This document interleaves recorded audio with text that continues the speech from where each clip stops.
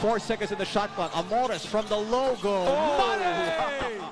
Mula sa pagtira ng 4 sa PBA, Himas rehas ngayon ang PBA player na si John Amores matapos barilin ang nakapikunan niyang basketball player sa Lumban, Laguna. sumuko ngayon sa pulis ang Northport Batang Pier player na si John Amores. Ano nga ba ang nangyari kay Amores? Sa video na ito na ibinigay sa News 5, makikita na tila nagkainitan si Amores at ang mga nakalaro niya sa basketball sa Barangay Salak, Lumban, Laguna noong Miyerkules, September 25.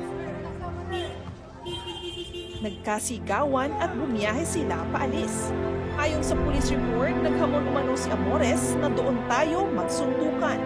Pagdating sa barangay May Talang 1, kita ang pagdaan ng isang motorsiklo.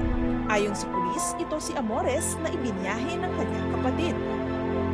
Maya-maya pa ay narinig na ang putok ng baril. Walang tama ang lalaking inaway umano ni Amores at tumakbo palayo ang basketball player. Ayon sa pulis, hindi raw sila nagkasundo sa laro. Meron silang tawag na hindi na pagkasunduan.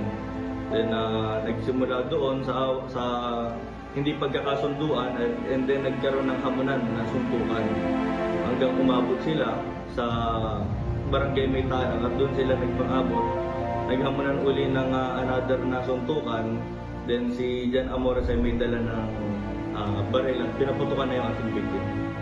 Pagsapit ng alauna ng umaga ng Huwebes, September 26, ay sumuko si Amores.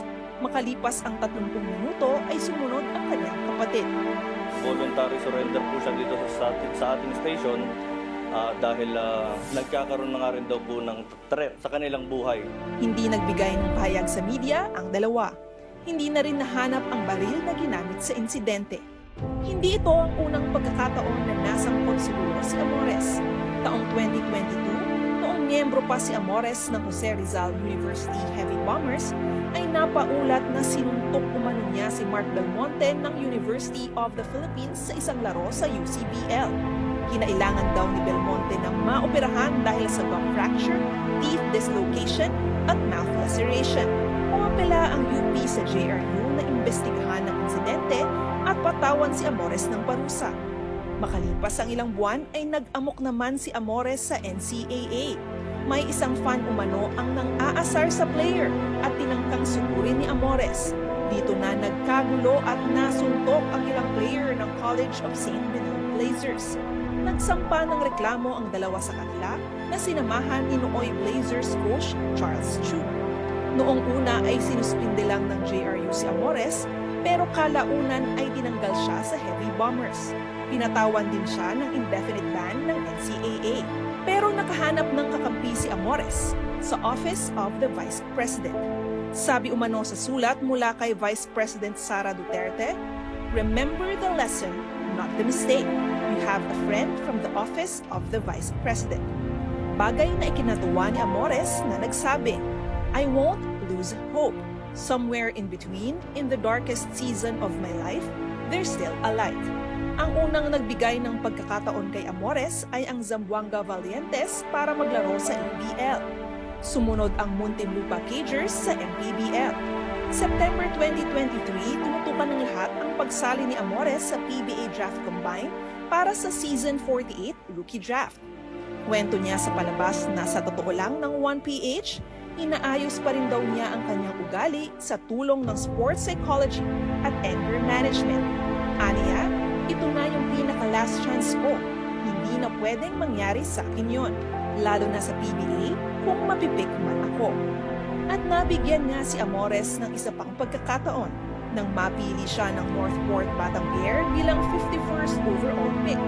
Hirit niya, ito ang umpisa para maitama ko at maipakita sa mga tao na gagawin ko yung para sa ikabubuti ng career ko. Ultimo si The Beast, na dati na ring nasangkot sa mga gulo sa court, ay binigyan siya ng payo. Hindi nila maintindihan kung anong meron ka ngayon. Kailangan mo lang magtiwala sa taas. Sabi ni Calvin Abueva kay Amores. Dagdag ni Amores sa isang Instagram story, "Not everyone is going to see the goodness in you. Not everyone is going to appreciate the authenticity you are now operating from. And not everyone is going to acknowledge the growth that has transpired within you. but you know that your ability to recognize your endurance, maturity, and truth is going to be enough. At tila umubra naman ito dahil nakakailang tira rin si Amores sa mga laro mula sa PBA Season 48 at nagpasok pa ng 4-point shot sa Season 49 Governor's Cup. Kaya nalungkot na lang si PBA Commissioner Willie Marshall sa insidente na kinasangkutan ni Amores. Pero sabi ni Marshall sa One Sports, hindi rin daw sila makakapagkomento sa kaso dahil gumugulong na ang investigasyon ng mga pulis. Sinubukan naming kunan ng pahayag ang Northport pero sa oras na ito ay wala pa silang komento. Ito na nga ba ang pagtatapos ng redemption story ni John Amores? Let us know your thoughts in the comments below.